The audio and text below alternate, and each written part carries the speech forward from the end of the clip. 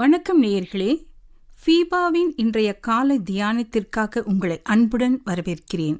FIBA நேயர்களுக்கு அன்பின் வாழ்த்துக்கள். இந்த நாளிலே நாம் கடந்த 6 நாட்களும் சிந்தித்த காரியத்தை திரும்ப ஒரு முறை நம்முடைய சிந்தனைக்கு கொண்டு வந்து நம்மை தேவன் எவ்வாறு தெரிந்து கொண்டிருக்கிறார் என்பதை நாம் உணர்ந்து கொள்ளலாம். எரேமியா தீர்க்கதரிசன புஸ்தகம் 1வது அதிகாரத்திலே 5வது வசனத்திலே, நான் உன்னை தாயின் வயிற்றில் உருவாக்கும் முன்னே உன்னை அறிந்தேன், நீ கர்ப்பத்திலிருந்து வெளிப்படும் முன்னே நான் உன்னை பரிசுத்தம் பண்ணி உன்னை ஜாதிகளுக்கு தீர்க்கதரிசியாக கட்டளையிட்டேன் என்று எரேமியாவிடம் கர்த்தர் உரைக்கிறார். எரேமியாவுக்கான அழைப்பு வித்தியாசமான ஒரு அழைப்பு. எரேமியா தாயின் வயிற்றிலேயே தெரிந்து கொள்ளப்பட்ட மனிதனாக இருக்கிறார். வேதம் நம்மையும் கூட அப்படித்தான் கூறுகிறது. உலகத் தோற்றத்திற்கு முன்பாகவே நாம் தெரிந்து கொள்ளப்பட்டோம்.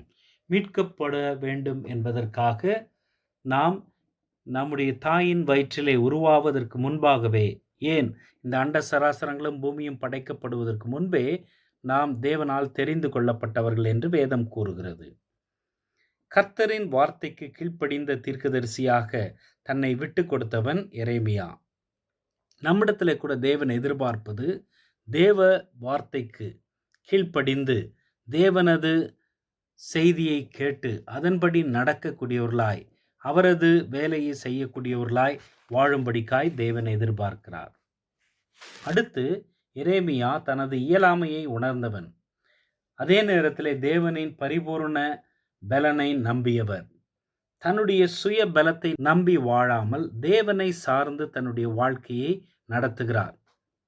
6வது வசனத்திலே, நான் பேச அறியேன், சிறு பிள்ளையாயிருக்கிறேன் என்று சொல்லி தன்னுடைய இயலாமையை கூறுகிறார். ஆனால் ஆண்டவர் சொல்லுகிறார், நான் உன்னை அனுப்புகிறேன், உன்னை காக்கும்படிக்கு நான் உன்னுடனே இருக்கிறேன் என்று ஆண்டவர் உரைக்கிறார். மனிதர்களின் விருப்பத்திற்கும் அங்கீகாரத்திற்கும் ஏற்ற செய்தியை கொடாத ஒரு தீர்க்கதரிசி. ஊழியம் என்பது அல்லது தேவனுக்காக வாழ்வது என்பது, தேவ செய்தியை அறிவிப்பது என்பது தேவன் கொடுத்த வார்த்தையை கூற வேண்டுமே ஒழிய மக்களின் விருப்பத்திற்கேற்ப அவர்களுடைய அங்கீகாரத்திற்கேற்ற செய்தியை கொடுப்பது அல்ல. தேவன் நம்மிடத்தில் என்ன சொல்லுகிறாரோ அதைத்தான் நாம் உரைக்க வேண்டும். தேவன் உரைத்த நியாயத்தீர்ப்பின் செய்தியை பிரசங்கிக்கிறார் எரேமியா.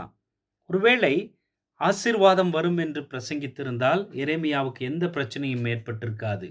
ஆனால் எரேமியா நியாயத்தீர்ப்பை பிரசங்கித்தபடியால் பின்னாட்களிலே பல விதங்களிலே அவர் எதிர்க்கப்பட்டார்.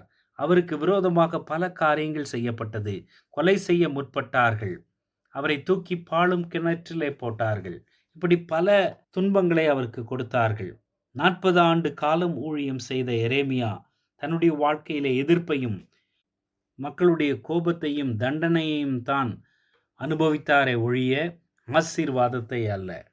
எதிர்ப்புகள் வரும் என்று அறிந்திருந்தும் மக்களை அல்ல, தேவனை பிரியப்படுத்தின தீர்க்கதரிசி எரேமியா. நம்முடைய வாழ்க்கையில் எதிர்ப்புகள் வரும்போது நாம் யாரை நோக்கி பார்க்கிறோம்? மக்களை நோக்கி பார்க்கிறோமா அல்லது தேவனை நோக்கி பார்க்கிறோமா?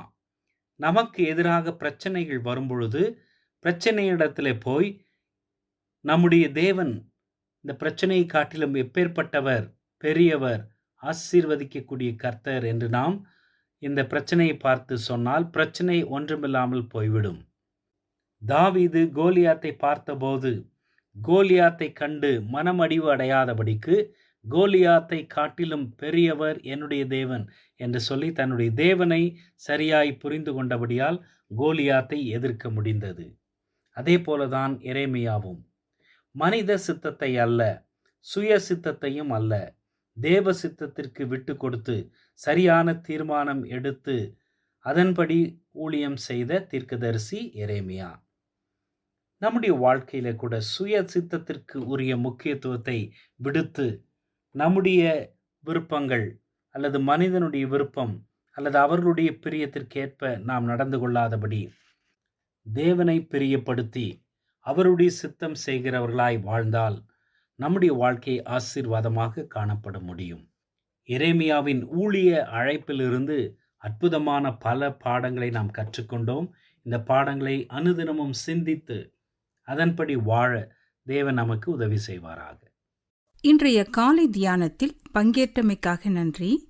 உங்களது கருத்துக்களை பகிர்ந்து கொள்ளவோ மேலும் விவரங்கள் அறிந்து கொள்ளவோ 9458585042 என்ற எண்ணிற்கோ அல்லது info@fibaonline.org தொடர்பு கொள்ளவும்.